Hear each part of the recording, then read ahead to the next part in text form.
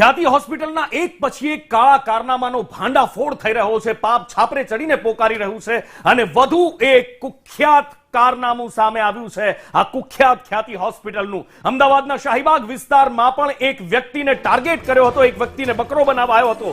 Driver તરીકે એ વ્યક્તિ નોકરી કરે છે। એ વ્યક્તિએ પણ ખ્યાતિમાં સારવાર લીધી હતી અને સર્જરીના 6 જ મહિના પછી એવો તો બીમાર પડી ગયો, એવી એની હાલત થઈ ગઈ, પગે સોજા આવી ગયા અને પોતાની રોજી પણ ગુમાવી બેઠો, કારણ કે હવે ડ્રાઇવિંગ નથી કરી શકતો। અમદાવાદના શાહીબાગના બાબુ રાજનની આ વાત થઈ રહી છે કે જેમને ચક્કર અશક્તિ આવી રહી છે। આ ફરિયાદથી તેમણે વાત કરી હતી હોસ્પિટલની અંદર, એન્જિયોગ્રાફી કરવામાં આવી અને એ પછી એમની હાલત વધુ ને વધુ ખરાબ થતી ગઈ।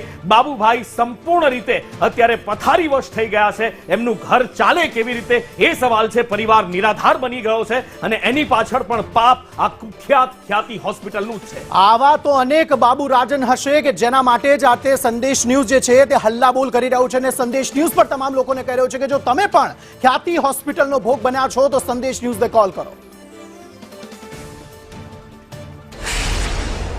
કુખ્યાત ખ્યાતિ હોસ્પિટલના એક બાદ એક અલગ અલગ કાંડ સામે આવી રહ્યા છે। તેમાં લોકોની ખોટી સર્જરી કરી દેવા હોવાનો જે આખું કૌભાંડ સામે આવી રહ્યું છે, તેમાં અમદાવાદના શાહીબાગ વિસ્તારમાં રહેતા બાબુભાઈ પણ ક્યાંક છેતરાયા હોય તેવી અનુભૂતિ કરીશું। બાબુભાઈ, ક્યારે તમને હોસ્પિટલ લઈ ગયા ત્યારે શું થતું હતું અને ત્યારબાદની પરિસ્થિતિ કેવી છે?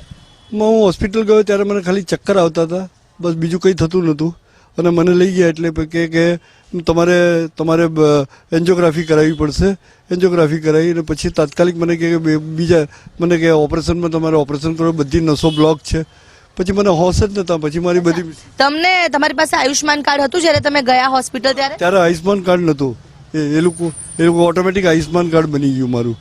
અત્યારે મારે ચાલી નથી શકતો, મને પગમાં સોજા આવે છે, ચક્કર આવે છે મને, અને અત્યારે છાતીમાં બધું પેઇન થાય છે, ઉપર બધો શ્વાસ ચડે છે મને, છાતીની અંદર બધે અહીંયા પેઇન થાય છે, આ બાજુની સાઈડમાં મને પેઇન બહુ થાય છે।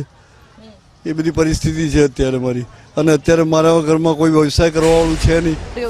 આમ તો નથી, એવું જ લાગે છે, જેમ કે હરતા ફરતા ચાલતા બોલતા ખાતા પીતા બધી રીતે હતા, પણ એકદમ જ બતાવવા લઈ જાય એટલે કે બાયપાસ કરાવવું જ પડશે એમ, અને એ પછી તો પૂછા બેસી ગયા। લોકોની આ રીતે હાલત ખરાબ કરી દીધી છે। કેમેરા પર્સન મેહુલ પટેલ સાથે આયુષ યાજ્ઞિક, સંદેશ ન્યૂઝ, અમદાવાદ।